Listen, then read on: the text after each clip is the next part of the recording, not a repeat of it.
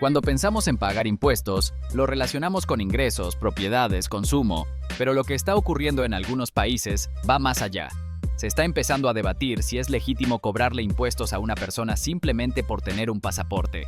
La idea suena extrema, hasta que te das cuenta de que ya se está discutiendo en parlamentos europeos. Países como Francia están planteando que sus ciudadanos en el extranjero deben seguir pagando impuestos, aunque no vivan, trabajen ni consuman allí. Y detrás de ese planteamiento se esconde un principio inquietante: cobrar por ser ciudadano. Todo comenzó con un proyecto en Francia. Bajo el argumento de que los ciudadanos en el extranjero se benefician de servicios consulares, tratados y protección internacional, se propuso que también debían contribuir fiscalmente. Lo que parecía una medida puntual abre la puerta a una forma de tributación por nacionalidad, no por residencia. Este tipo de impuestos ya existe. El ejemplo más claro: Estados Unidos. Allí, sin importar dónde vivas, si tienes pasaporte estadounidense, estás obligado a declarar y pagar impuestos. Aunque hayas vivido los últimos 20 años en otro país, aunque ya contribuyas al sistema local. Y si no cumples, te enfrentas a sanciones, multas e incluso puedes perder derechos ciudadanos. El caso de Estados Unidos no es único. Eritrea, un pequeño país africano, cobra un 2% de impuestos sobre los ingresos a todos sus ciudadanos en el extranjero. Quien no paga no puede renovar su pasaporte, inscribir a sus hijos o realizar trámites básicos. Es una especie de cuota por existir. Y ahora, con Francia considerando algo similar, la pregunta ya no es si esto se volverá común, sino cuándo. Porque si un país como Francia lo implementa, ¿cuánto tardarán en imitarlo otras naciones con grandes diásporas? Alemania, Italia, España, Portugal e incluso países de América Latina. Todos con millones de ciudadanos viviendo fuera, todos con déficits fiscales, todos con necesidad de recaudar. Y aquí es donde el tema deja de ser técnico y se vuelve personal. ¿Qué pasa si emigraste hace años? ¿Qué pasa si ya no usas los servicios de tu país de origen? ¿Qué pasa si estás pagando impuestos en el país donde resides, pero aún así te obligan a pagar por tu nacionalidad? Hay personas que llevan más tiempo viviendo fuera que el que vivieron en su país natal.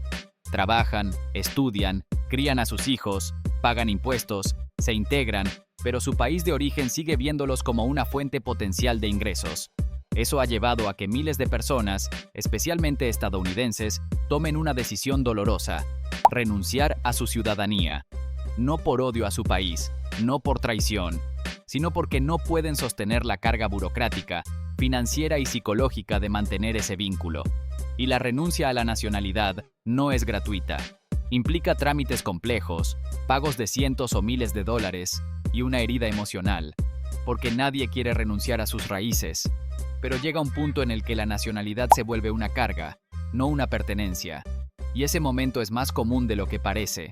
Muchos lo viven en silencio, con culpa, con dolor, porque se sienten forzados a elegir entre mantener un documento o conservar su libertad económica. Ahora imaginemos esto en América Latina.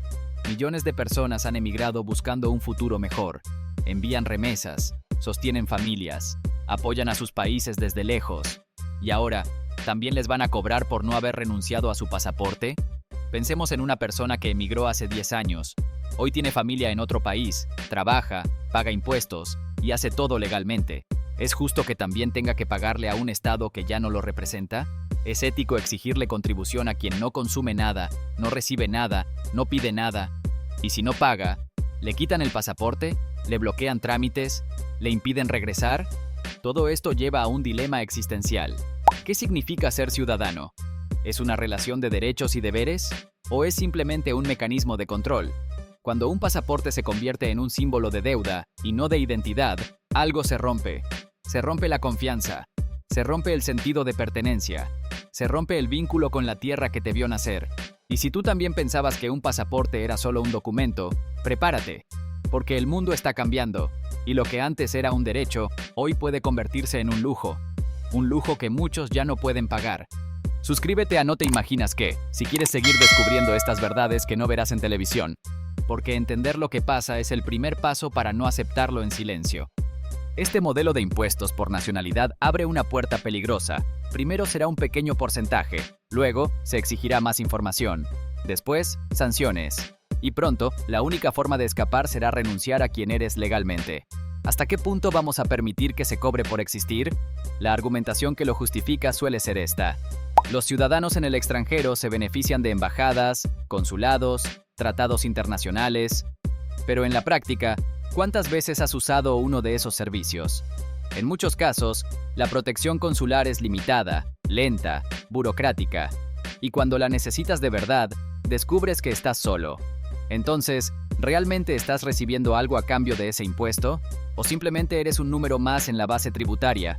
Además, la mayoría de los migrantes ya están tributando en sus países de residencia, pagan renta, IVA, contribuciones, seguridad social, y aún así, ahora tendrían que pagar por un segundo sistema, por un país al que tal vez no han regresado en años. Es una doble carga, es un sinsentido, y lo peor, afecta más a quienes menos tienen, porque los grandes evasores, los multimillonarios, ya tienen formas de esquivar todo. Pero la persona común, el trabajador migrante, queda atrapado entre dos sistemas que lo exprimen. El impacto psicológico es devastador. No es solo una cuestión de números ni de formularios, es un desgaste mental constante. Miles de personas viven atrapadas en la duda, con la sensación de que en cualquier momento podrían estar haciendo algo mal, sin saberlo. La incertidumbre se convierte en rutina. ¿Tengo que declarar? ¿Estoy infringiendo alguna norma? ¿Me van a multar? ¿Me van a bloquear el pasaporte? ¿Me pueden sancionar por algo que ni siquiera entendí? Llenan formularios que parecen diseñados para confundir, no para ayudar. Consultan con contadores, abogados, asesores, y aún así siguen sin estar seguros. Y mientras tanto, el miedo crece. Miedo a las sanciones, miedo a las deudas, miedo a perder derechos. Y al final, muchos pagan, no porque crean que es justo, sino porque no pueden vivir con esa presión constante. Pagan por miedo, no por convicción, por evitar problemas, por no poner en riesgo a su familia, por tener paz mental.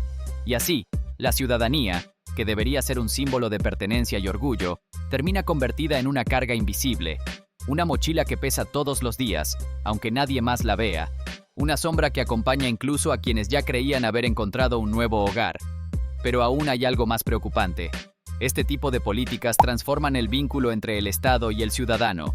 Ya no se trata de participación, de representación, de derechos. Se trata de recaudación. Y cuando el Estado solo ve en ti un número, un ingreso potencial, cuando ya no importa tu historia, tu esfuerzo, tu situación, entonces ese Estado ha dejado de ser tuyo.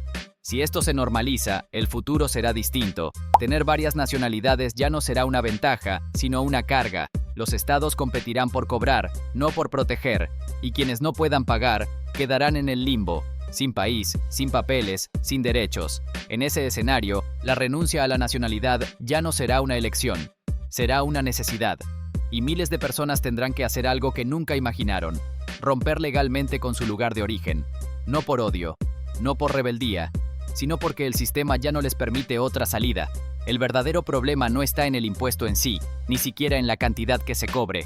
Lo grave es el principio que se instala silenciosamente, la idea de que tu pertenencia, tu identidad, tu derecho a formar parte de una nación, puede tener un precio, porque hoy es por pasaporte, pero si esto se normaliza, mañana puede ser por el idioma que hablas, por el lugar donde naciste, por tus apellidos, por tu color de piel, o incluso por tus creencias.